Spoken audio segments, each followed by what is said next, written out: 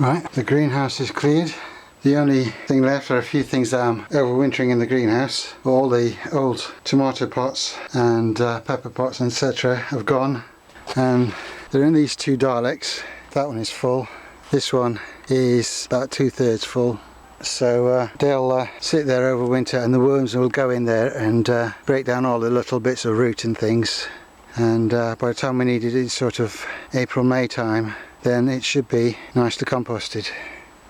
Every job takes longer because every time I want to do something, I have to do something else first.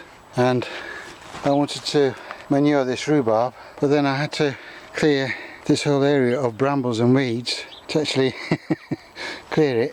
And then of course we've still got all this carpet here, which is just disintegrating, and there's layers and layers of it. You can see underneath there's more carpet. So I'm just going to put a bit of manure around this one. It hasn't been manured for the last 2 years, so I'm going to manure it. This is the one that comes early but then doesn't do much after that, so I'm going to manure it and see if it perks up a bit this year.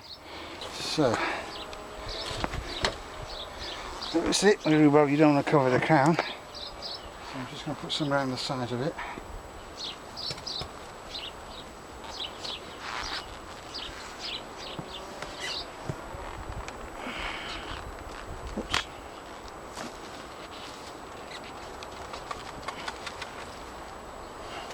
That's the rhubarb manured, so hopefully it will feed the weeds and the rhubarb.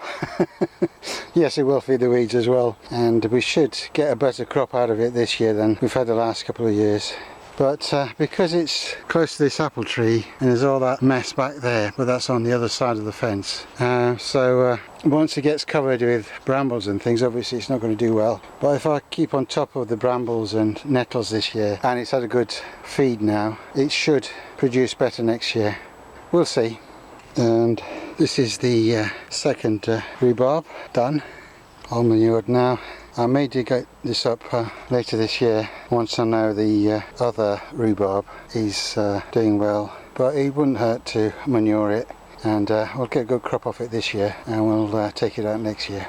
I'm just keeping it just in case the one that I transferred last year doesn't do well or doesn't produce well this year. Then I've still got this as a backup, and then it can go and be given away to some other people. While my neighbour was cutting the hedge between our plots, he managed to cut through this piece of gooseberry. So I thought what I'll do is I'll take some cuttings from this and put them in this pot and leave them over winter, see what happens. Not going to lose anything because he's already cut the branch. I was going to layer it, but he's cut this section off, so I thought, well, I might as well try and take some cuttings from it. Rule number one when dealing with gooseberries: thick gloves. Right. So we'll just take cutting there, and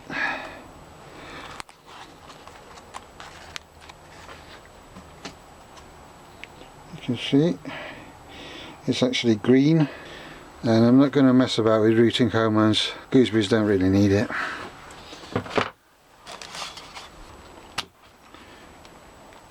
See? It's got green. Put that little distance away.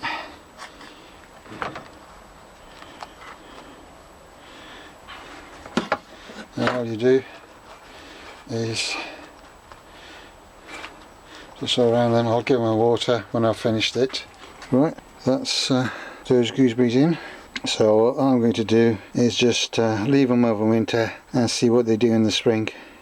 So I've got the gooseberries in these two pots. We'll just leave them over winter. I've watered them, and obviously they're outside, so they'll get watered.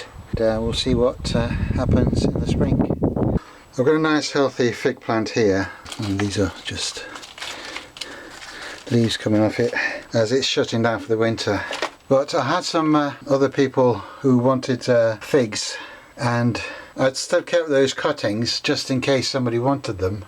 They're also shutting down for the winter, so I'm going to pot those up, and in the spring the ones that are doing well will go to new homes. But yeah, this is the one that's I'll put it up.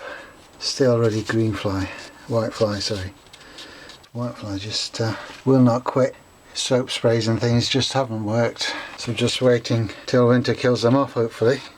So this is one that I sort of left in the pot, in a small pot. I didn't pot it up, but I just left it in the pot just in case somebody wanted them.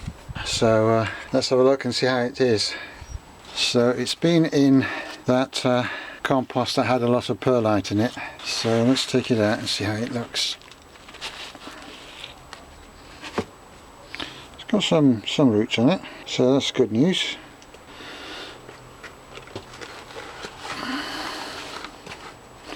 So just going to put it in this bigger pot, add some more. Now this is mixture of soil and compost. I'm keeping the level the same as it was when it was in the other pot, so that should do fine. And I'll do the same with the others and bring you back.